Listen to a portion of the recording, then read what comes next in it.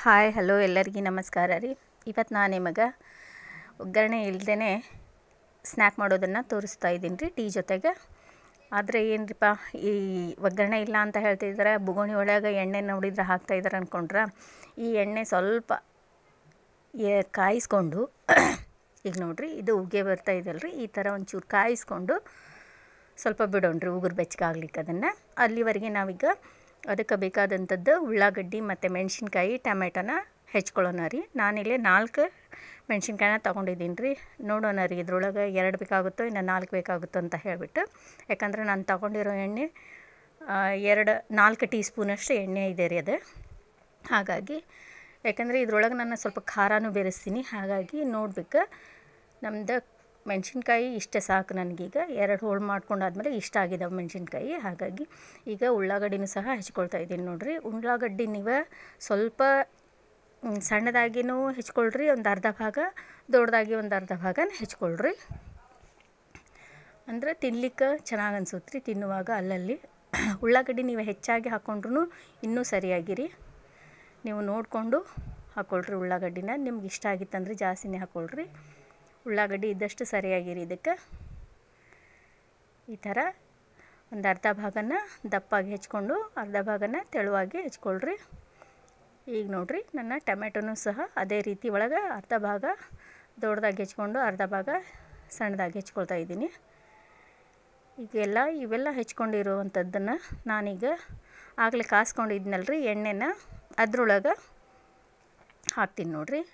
ಇದು next process ಹೆಂಗಂತ ಹೇಳಿಬಿಟ್ಟೆ ನೀವು ನೋಡ್ತಾ ಹೋಗಿ. ಈಗ ನೋಡಿರಿ ಅದೇ ನಾನು ಕಾಸಿಟ್ಟಿರುವಂಥದ್ದು ಉಗುರು ಬೆಚ್ಚಗೆ ಎಣ್ಣೆನ, ಅದ್ರೊಳಗೆ ನಾನು ಮೆಣಸಿನ್ಕಾಯಿ ಮತ್ತು ಉಳ್ಳಾಗಡ್ಡಿ ಮತ್ತು ಟೊಮೆಟೊ ಇವನ್ನ ಹಾಕ್ತಾಯಿದ್ದೀನಿ.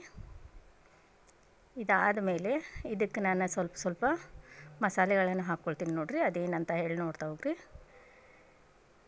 ಇದಕ್ಕೆ ನಾನೊಂದು ಸ್ವಲ್ಪ ಅರಿಶಿನ ರೀ,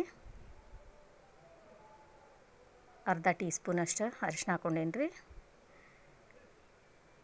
ಆಮೇಲೆ ಇದಕ್ಕೆ ಖಾರ ರೀ, 1.5 ಚಮಚದಷ್ಟು, ಸಣ್ಣದು 1.5 ಚಮಚದಷ್ಟು ನೋಡಿರಿ.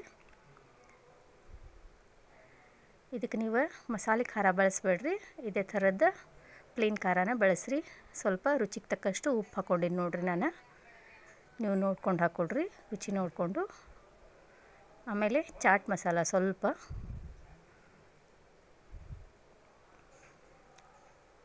ಇದೆಲ್ಲ ಆದಮೇಲೆ ಸಕ್ಕರೆನೂ ಹಾಕ್ಕೋಬೇಕ್ರಿ. ಸಕ್ಕರೆ ನಾನು ಆಮೇಲೆ ಹಾಕ್ಕೊಳ್ತೀನಿ ತಡ್ರಿ. ಈಗ ಇದ್ರೊಳಗೆ ಇವನ್ನೆಲ್ಲ ಸರಿಯಾಗಿ ಈ ಥರ ಮಿಕ್ಸ್ ಮಾಡ್ಕೋಬೇಕು ನೋಡಿರಿ. ಸಕ್ಕರೆನ ನೀವು ಪುಡಿ ಇದ್ರೆ ಹಾಕ್ಕೊಳ್ರಿ, ಇಲ್ಲ ಹಾಗೆ ಇದ್ರೂ ಹಾಕ್ಕೊಳ್ರಿ, ನಡೆಯುತ್ತೆ.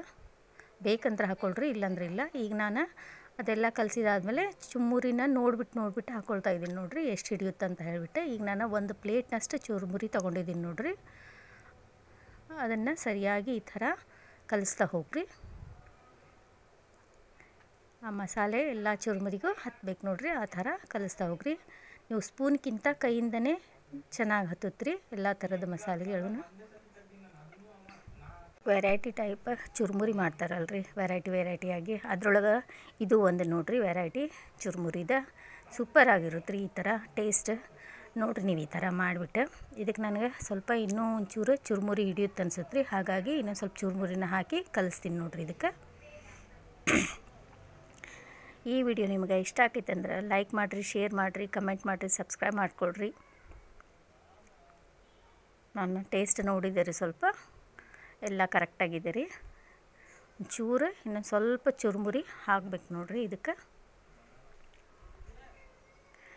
ನಿಮ್ಗೆ ಗೊತ್ತಾಗುತ್ತಾ ಎಣ್ಣೆ ಇನ್ನೂ ಸ್ವಲ್ಪ ಇತ್ತು ಅಂತಂದ್ರೆ ಅದಕ್ಕೆ ಇನ್ನೊಂದು ಚುರುಮುರಿನ ಹಾಕಿ ಈ ಥರ ಕಲಿಸ್ಕೊಳ್ರಿ ಸ್ವಲ್ಪ. ಇದೇನು ಹಸಿ ಎಣ್ಣೆನೋ ಅನ್ನುವಂಗಿಲ್ಲ ರೀ, ಯಾಕಂದ್ರೆ ಇದನ್ನು ನಾವು ಆಲ್ರೆಡಿ ಎಣ್ಣೆನ ಕಾಸಿ ತೊಗೊಂಡಿದ್ದೀವಲ್ಲ ರೀ, ಹಾಗಾಗಿ ಚೆನ್ನಾಗಿರುತ್ತೆ ರೀ ಇದು.